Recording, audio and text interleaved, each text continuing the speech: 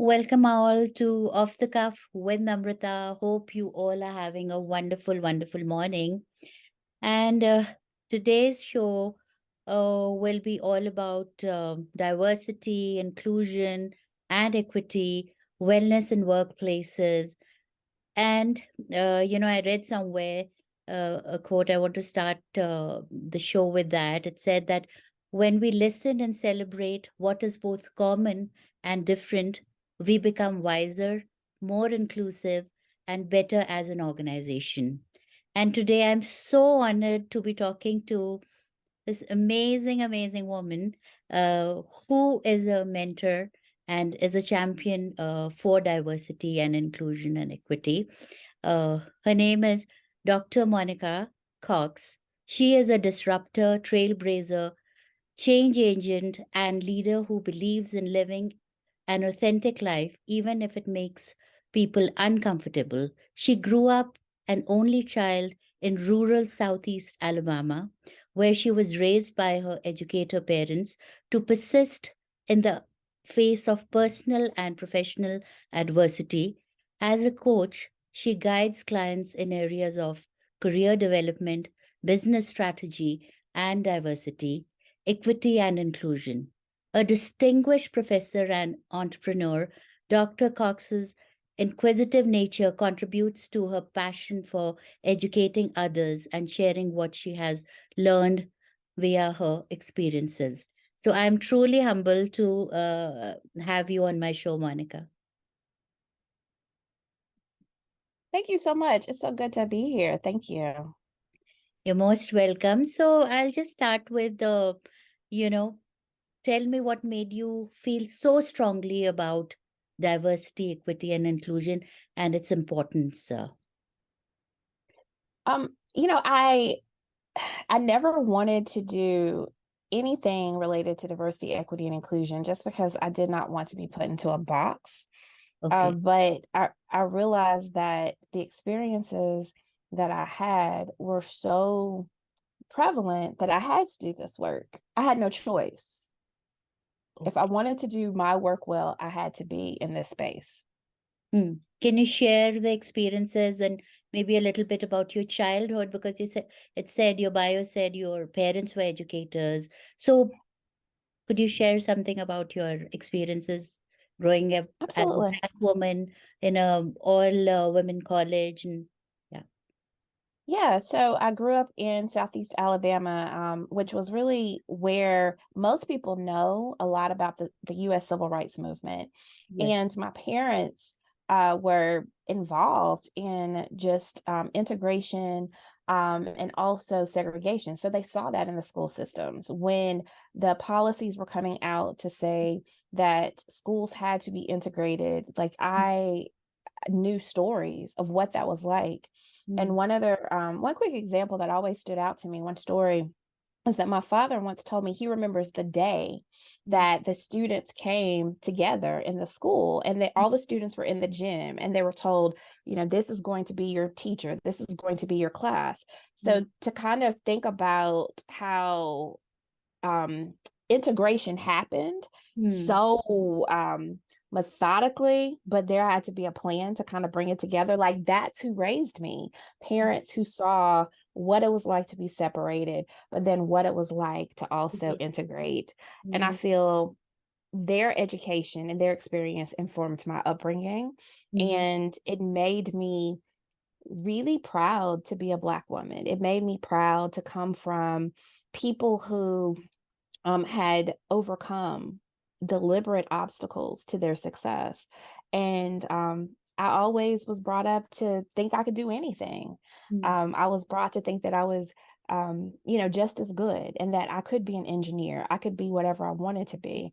Mm. And so that was really my upbringing, just being happy and proud and excited and to have a limitless life. That's what I Wow. was taught. That's just amazing to hear. But how did you deal with people saying you don't belong here when you grew up and you were? Yeah, I often say that I feel that I was very sheltered Mm. because I did have that view of being able to do everything. So it was only when I was like in the workplace that I realized that there are people who didn't see myself as I saw myself. Mm, So, people who thought, well, oh, you come from Alabama, or you're a woman, or you're Black, mm, so your experience is different, or maybe you aren't as competent mm, as other people.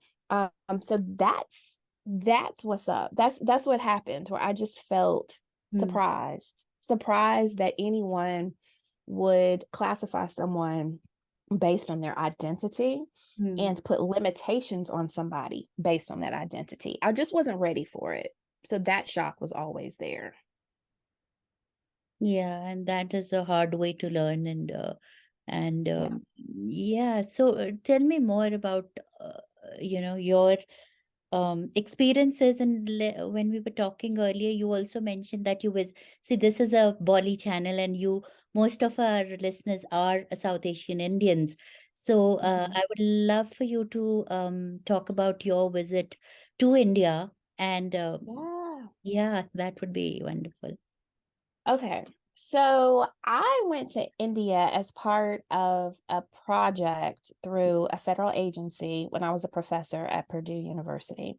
Mm, So we went to Dubai and we visited several places because we focused on sustainability and really trying to look at the environment and ways to like recycle, and ways to make sure that we were helping people to manage waste mm. and manage just the magnitude Oh, of waste. With such a large population, you don't want to put yes. everything in a landfill, but how are we recycling? How are we somehow making Oh, everything sustainable? So that's the purpose. and which year did you And go in? Which year? Sorry, I'm interrupting. the year, no, it had to be probably about 2013 or Okay, so 2014. not too bad. Okay. Mm-hmm. Yeah. Yeah. And so, first of all, I was amazed at the size, the population. Like we think about, I mean, this is a side thing, but looking at, like New York and all these other places, but the magnitude of the population You and how close, people just were moving. everywhere. It was amazing. Absolutely. And to see like the little bikes come by the buses, and Oh, yes. how people just had to get to where they needed to be. So just from a cultural perspective, Uh, it was amazing. And I uh, feel that the people were such a beautiful people, such a generous people. mm, And I went to the Taj Mahal. We talked about this, because I wanted to see one of the wonders of the world. mm-hmm. Um, and we went when it was hot. So I remember being about 103 or 104 Oh, yeah. degrees It can be that very, day, yes. Uh-huh. but so beautiful. And one of the things is that there was a lovely family Mm, that was there. And I was one of the few Black people mm, in India on that trip. And I noticed that people were staring at me. And mm. I kind of looked to be like, do I have something on my face? What's going on? Yeah. And the little girl was Mm. very bold. The kids were more bold than the Yeah. adults. And she Yeah. kind of came to me and reached out. And I reached back out to her. Mm. And I think the father ended up, asking, like, where are you from? And I said, I'm from America. And the little girl wanted to touch me. Uh-huh. And I told her she could touch me. Uh-huh. Um, and we had a conversation about what it meant to be an American, because at the time, it was when President Obama was president. So when Yeah. I said that I was American, many people were like, "Oh, like Obama. Obama. So you're from Africa." And I said, "No, I Uh, was born, in America." And yeah. so that's when I kind of realized this idea that I had of being an African American, being a Black woman, Mm. doesn't always translate across the world. Yes. And it made me understand the importance of media representation. Mm. And I Yes. realized that, you asked me earlier about DEI, and this is something that I wanted to do. Mm-hmm. No, it's just something I realized I need to do, because we need diversity, we need representation and images of all ethnicities, all races, all nationalities, across the world, not just in the US, not just in the South, but everyone needs to see Mm. diversity and Very, possibilities. very true. Very true. And I think we all have those inbuilt prejudices and stereotypes that, oh, America, maybe it's just only white people Mhm. or any European. So I think, like you're saying, we need to show more diversity all around the world, and it's not, and that will help.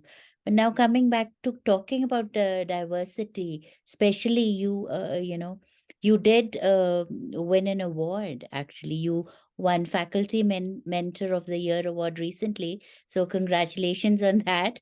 Thank And it you. was given to exceptional mentoring of postdoctoral scholars. So an amazing achievement for you. So tell me more about that. I think I was reading it was the legacy program that you're a director of. So Yes, yes. So we had a new dean of my organization, Dean Ayana Howard, and Mm, she asked me to serve as the director of the program, mhm. but the program didn't exist. So I had to really think about research and what was needed if we were going to bring in underrepresented scholars. Uh, And I'd looked at a lot of research that talked about issues of intersectionality. So this comes back to DEI as well. yes. And one component of the mentoring that I thought would be very important Mm, was for our scholars not just to get traditional mentoring, but mm. to identify people who align with an identity that was important to them.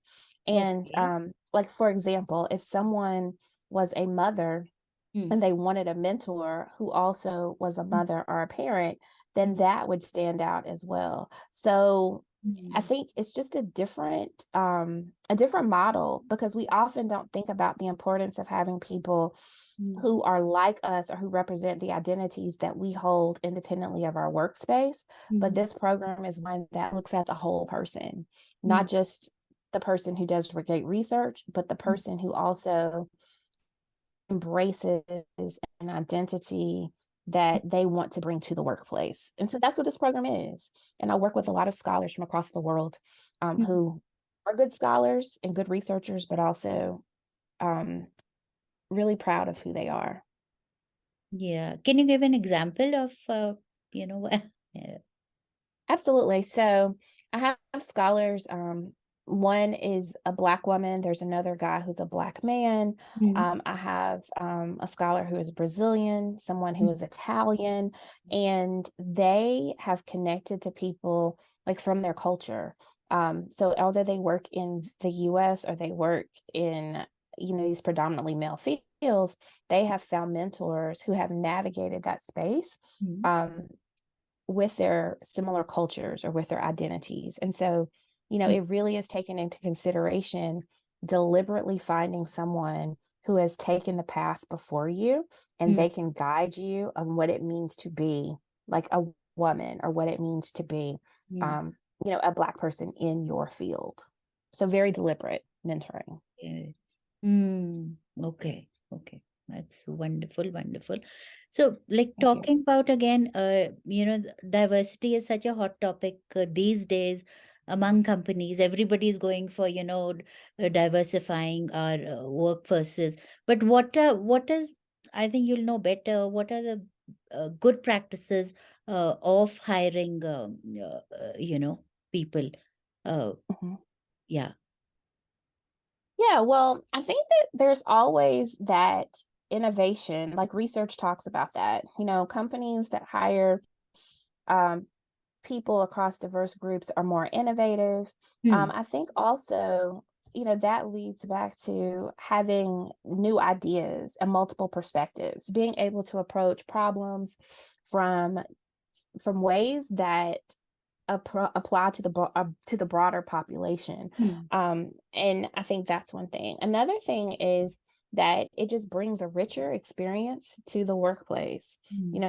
When you think about someone exposing you Hmm. to their culture or to literature or to something that's different than what you're used to, that helps you to continue to grow, Hmm. as a person, Hmm. and it broadens your experience. And so, I think that despite the fact that many people are fighting differences, it's Yes. important to have that difference because it makes everybody Hmm. better.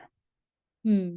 But you use the hashtag stop playing diversity, and you say that Yes. access isn't inclusion.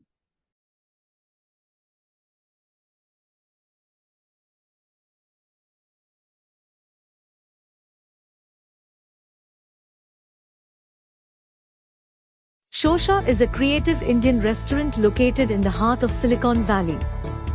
Shosha is a woman-owned business that serves traditional Indian flavors assimilated with molecular gastronomy techniques. The best Indian bar with happy hours in the Bay Area serves handcrafted drinks inspired by flavors from India with modern craft cocktails that are presented in unique ways. Shosha is a modern take on traditional Indian cuisine. We specialize in corporate luncheon, anniversary celebrations, birthday parties, and catering. Do check us out for a memorable modern Indian dining experience. Shosha is located at 141 South Murphy Avenue in Sunnyvale, California.